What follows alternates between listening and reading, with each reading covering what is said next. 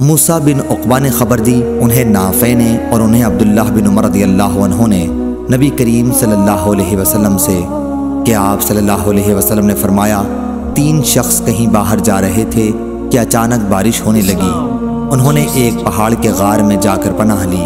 اتفاق سے پہاڑ کی ایک چٹان اوپر سے لڑکی اور اس غار کے منہ کو بند کر دیا جس میں یہ تینوں پناہ لیے ہوئے تھے۔ اب ایک نے دوسرے سے کہا کہ اپنے سب سے اچھے عمل کا جو تم نے کبھی کیا ہو نام لے کر اللہ تعالیٰ سے دعا کرو۔ اس پر ان میں سے ایک نے یہ دعا کی، اے اللہ، میرے ماں باپ بہت ہی بوڑھے تھے، میں باہر لے جا کر اپنے مویشی چراتا تھا، پھر جب شام کو واپس آتا تو ان کا دودھ نکالتا اور برتن میں پہلے اپنے والدین کو پیش کرتا۔ جب میرے والدین پی چکتے تو پھر بچوں کو اور اپنی بیوی کو پلاتا۔ اتفاق سے ایک رات واپسی میں دیر ہو گئی اور جب میں گھر لوٹا تو والدین سو چکے تھے۔ اس نے کہا کہ پھر میں نے پسند نہیں کیا کہ انہیں جگاؤں۔ بچے میرے قدموں میں بھوکے پڑے رو رہے تھے۔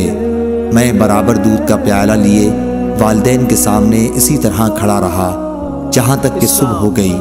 اے اللہ، اگر تیرے نزدیک بھی میں نے یہ کام صرف تیری رضا حاصل کرنے کے لیے کیا تھا تو ہمارے لیے اس چٹان کو ہٹا کر اتنا راستہ تو بنا دے کہ ہم آسمان کو تو دیکھ سکیں۔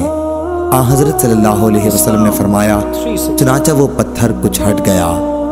دوسرے شخص نے دعا کی، اے اللہ، تو خوب جانتا ہے کہ مجھے اپنے چچا کی ایک لڑکی سے اتنی زیادہ محبت تھی جتنی ایک مرد کو کسی عورت سے ہو سکتی ہے۔ اس لڑکی نے کہا، تم مجھ سے اپنی خواہش اس وقت تک پوری نہیں کر سکتے جب تک مجھے 100 اشرفی نہ دے دو۔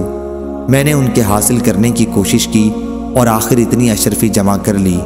پھر جب میں اس کی دونوں رانوں کے درمیان بیٹھا تو وہ بولی، اللہ سے ڈر اور مہر کو ناجائز طریقے پر نہ توڑ۔ اس پر میں کھڑا ہو گیا اور میں نے اسے چھوڑ دیا۔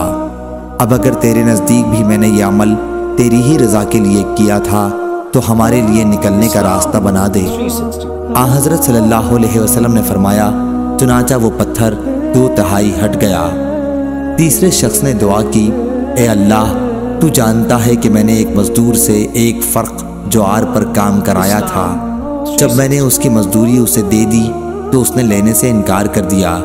میں نے اس جوار کو لے کر بو دیا۔